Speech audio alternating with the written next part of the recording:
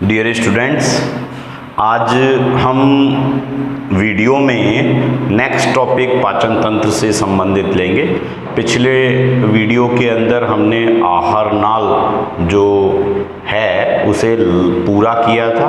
अब हम पाचन तंत्र का दूसरा भाग सहायक ग्रंथियां जो हैं उसे कंप्लीट करेंगे। तो देखो, पाचन तंत्र का दूसरा भाग आपके था सहायक ग्रंथियां, असेसरी ग्लैंड। ये आपका दूसरा भाग है और इस भाग में 3 ग्रंथियां बताई थी मैंने। पहला लारीय ग्रंथि, सैलाइवरी ग्लैंड, और इन ग्रंथियों को मैं अब क्लियर करता हूं, सुनिएगा। देखो, लारीय ग्रंथि हमारे कहाँ उपस्थित होती है? मुख गुहा में। और मुख गुहा में जो उपस्थित होती हैं लारीय ग्रंथियां, ये भी कितनी होती हैं? 3। पहली जो ग्रंथि है उसे बोलते हैं हम कर्णपूर्व या पैरोटिड। देखो, नाम बता रहा है कर्णपूर्व, कान से पहले, मतलब गाल में यहां स्थित होती है ये। तो ये स्थित कहां है? कान के पीछे गाल में, पहली चीज। दूसरी ग्रंथि जो हमारी होती है अधोजंब,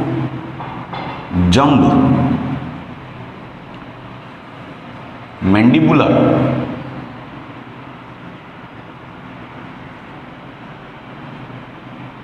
ये जो ग्रंथि है अधोजंब, जंब मतलब जबड़ा, अधो उसके नीचे कहां स्थित है बेटा?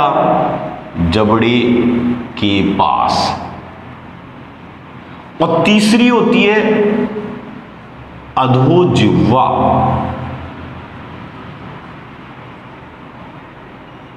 या सबलिंगुअल। ये जो अधोजिह्वा है ये कहां स्थित होती है? जीभ के नीचे। अब देखो, ये सब कहां खुलेंगी? मुख गुहा में। अब दोबारा सोचना, देखना, मेरे इशारे समझना। मुख गुहा में खुलेंगी। एक कहां स्थित है? यहां कान के पीछे गाल के पास। एक कहां है? जबड़े के नीचे। एक कहां है? जीभ के नीचे। तो सबसे दूर कौन सी हुई बेटा? कान के पीछे। तो जो दूर है वो बड़ी होगी। दूर है जो लारीय ग्रंथि कैसी होगी? सबसे बड़ी। और जो मुख गुहा में सबसे पास स्थित है जीभ के नीचे, ये कैसी होगी? सबसे छोटी। क्या आपको ये पता चला कौन सी बड़ी कौन सी छोटी? याद करने की जरूरत तो नहीं है, नाम से स्पष्ट हो रहा है। और आप थोड़ा सा दिमाग लगाओगे, जो मैंने लॉजिक दिया उसको ध्यान रखोगे तो आपको ध्यान रहेगा। ये तीनों लारीय ग्रंथि बताई। अब इनसे निकलेगा क्या? लार। लार में क्या होता है? एंजाइम और श्लेष्मा। श्लेष्मा क्या है? गाढ़ा तरल पदार्थ। जो पानी जो होता है, जो गाढ़ा हो जाए, हम उसे क्या कह सकते हैं? श्लेष्मा। और एंजाइम कौन कौन से? देखो, आप जब जीभ का यूज कर रहे हो तो कुछ भी खाते हो तो चटपटा सा लगता है और जीभ से आवाज आती है। किसकी आवाज आई? चटपटेपन में एक आवाज निकली जीभ से, जीभ के द्वारा निकली। टा, काय की आवाज आई? टा की।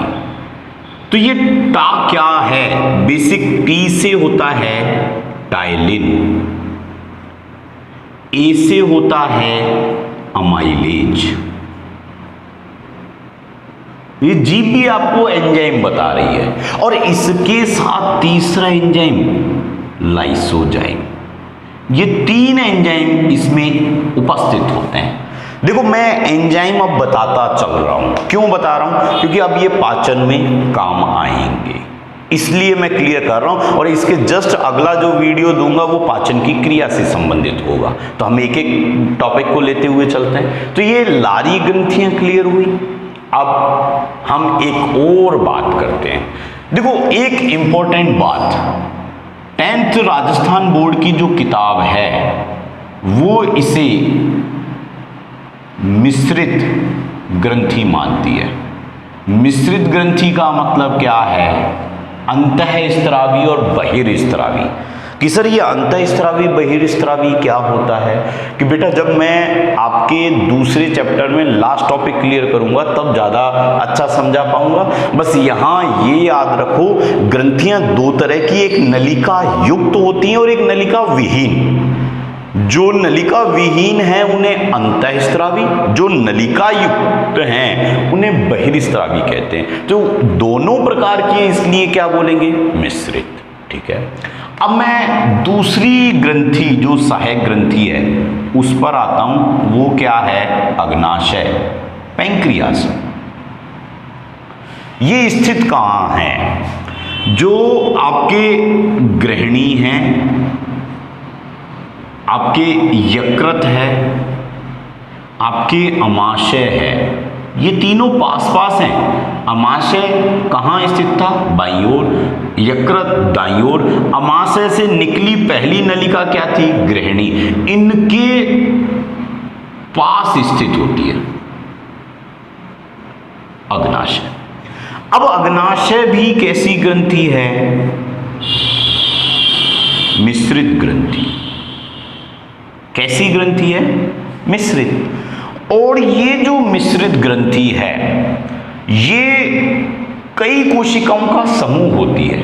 तो मैं एक बार इनकी कोशिकाओं की बात करता हूं। हम इस मिश्रित के आधार पर अग्नाशय को दो भागों में बांटते हैं। एक तो अंतःस्त्रावी और दूसरा बहिर्स्त्रावी। दो भागों में हमने इसे बांटा। अब एक एक को सुनना, क्या है क्या नहीं है। देखो अंतःस्त्रावी जो काम है वो लैंगरहैंस की द्वीपिकाएं, ये कुछ कोशिकाओं का समूह होता है। उन समूह को क्या कहते हैं, लैंगरहैंस की द्वीपिकाएं। उन द्वीपिकाओं का कार्य कैसा होता है, अंतःस्त्रावी।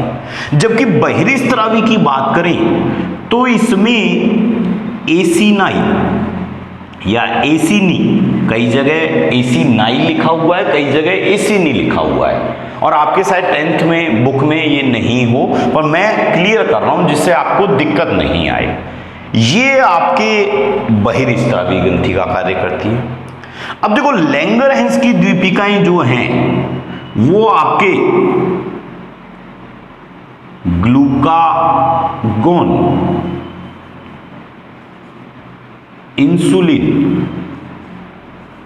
मुख्यतया दो हार्मोन। वैसे यहां 5 प्रकार की मुख्यतया कोशिकाएं पाई जाती हैं, alpha, beta, gamma, delta, epsilon. ये 5 प्रकार की कोशिकाओं का समूह है, पांचों से अलग अलग, ग्लूकागोन, इंसुलिन और सोमेटोस्टेटिन और प्रिकर्सर और उसके बाद ग्रेलिन। ये अलग अलग हार्मोन निकलता है, पर आपको इतना याद करने की जरूरत नहीं है।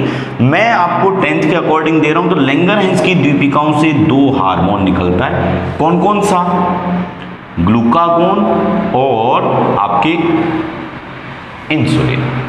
और एसिनाई से पाचक रस, जिसे हम अग्नाशयी रस कहते हैं, ये रस इनसे स्त्रावित होता है। तो आपने यहां दूसरी सहायक ग्रंथि जो है अग्नाशय वो क्लियर की। अब